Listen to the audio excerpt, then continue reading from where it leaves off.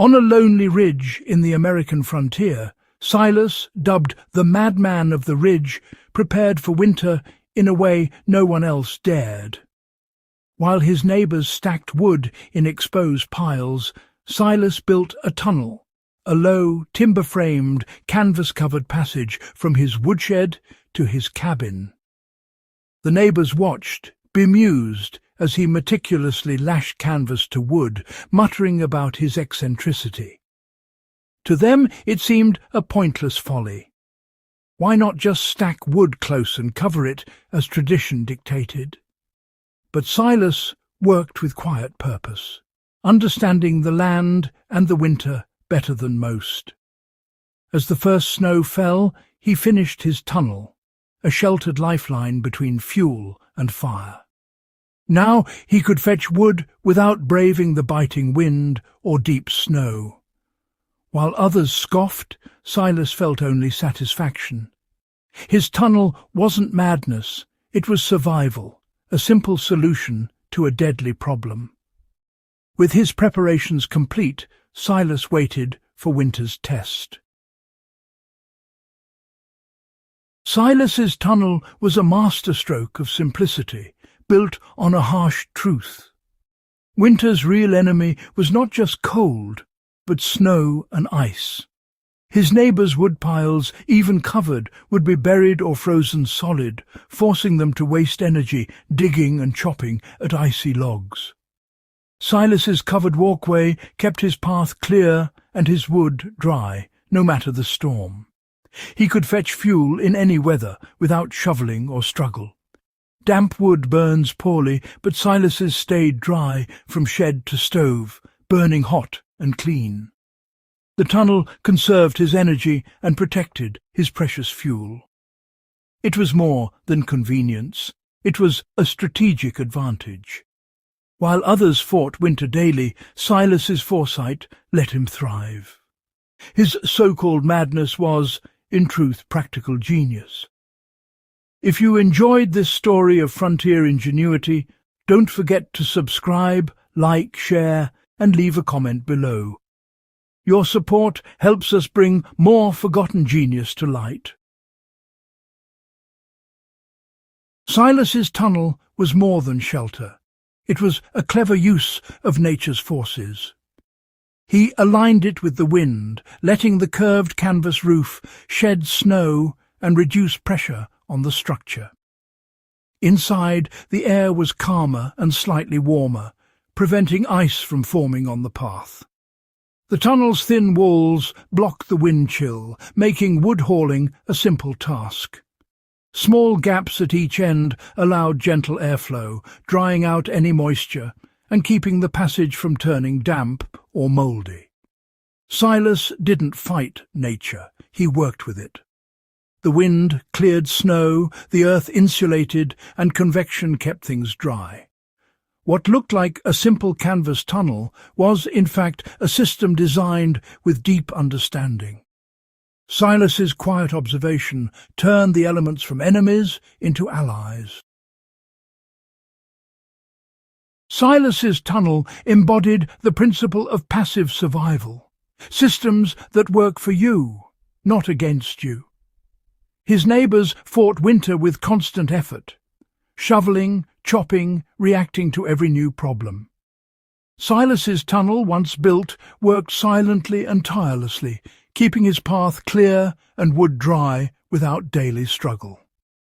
True preparedness isn't about brute strength, but about preventing problems before they arise. This mindset, designing systems that harness nature's patterns, applies far beyond firewood. A well-placed cabin, a sloped roof, a sunlit garden, all are passive systems that make life easier. In a world full of active demands, Silas's tunnel reminds us to ask, how can I design away the problem? Passive survival is timeless wisdom. The greatest strength is foresight, not just endurance. Silas's tunnel is a lesson in building resilience by working smarter, not harder. Silas's ingenuity came from careful observation, not inherited wisdom. While neighbours saw only snow and cold, Silas studied how snow drifted, where ice formed, and how the land shaped winter's challenges. He anticipated problems before they arrived, seeing the future struggle in the present arrangement. Tradition blinded his neighbours. They followed old methods without questioning if they fit this ridge. Silas trusted his own eyes, testing tradition against reality. He read the landscape, not just the map. True expertise comes from direct observation and asking why, not just following what's always been done.